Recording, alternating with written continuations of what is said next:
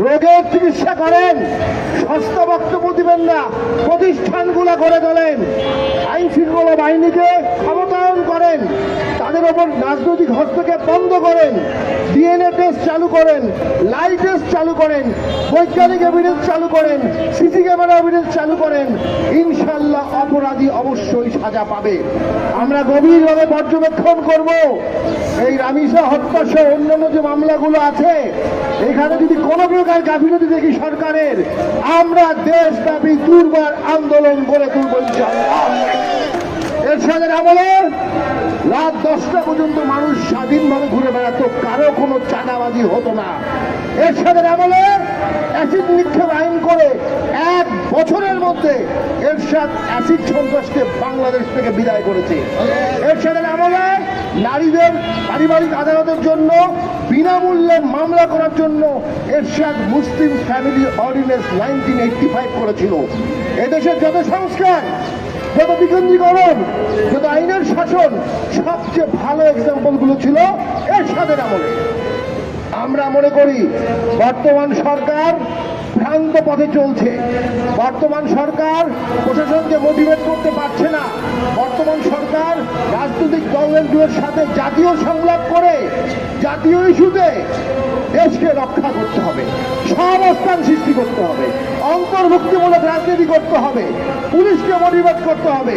আমরা বিগত সময়ে দেখেছি পুলিশকে অপদস্থ করা হতো, আজকে সেই পুলিশকে দিয়ে আপনি দেশ চালাতে পারছেন না, কারণ পুলিশকে অপমান করা হয়েছে, প্রশাসনকে অপমান করা হয়েছে, মব দিয়ে তাদেরকে চাকরিচ্যুত করা হয়েছে, মব দিয়ে তাদের পোশাকে থাকা অবস্থায় পোশাক ছিঁড়ে ফেলা হয়েছে। তাদের আমরা বিচার চাই। বিগত 2 বছর যারা মব করেছে তাদের বিরুদ্ধে একটা মব বিরোধী কমিশন করা উচিত। এই দেশে মব থাকলে ধর্ষণ হবে। আমরা মনে করি এই সমস্ত অন্যায়ের বিচার যদি না করা হয়, অপরাধীরা অপরাধের প্রবণতা বাড়বে এবং রাষ্ট্রীয় কাঠামো ভেঙে পড়বে। এই প্রেক্ষাপটে আজকের আমাদের এই পথসভা উপস্থিত, আমি যারা এখানে উপস্থিত হয়েছেন সবাইকে কৃতজ্ঞতা জানাচ্ছি। ভাইরা আমার, দেশ বাঁচাতে, মানুষ বাঁচাতে, মানুষের অধিকার বাঁচাতে আবার থেকে উঠতে হবে।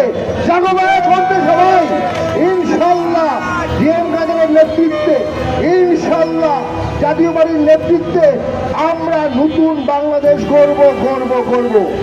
যে বাংলাদেশে বিচার বিভাগের স্বাধীনতা থাকবে, যে বাংলাদেশে আইনজীবীর স্বাধীনতা থাকবে। ন্যাক্কারজনকভাবে দেখেছি বেশ কিছু বার কাউন্সিলে আইনজীবীদের ভোট করতে দেয়া হয় নাই।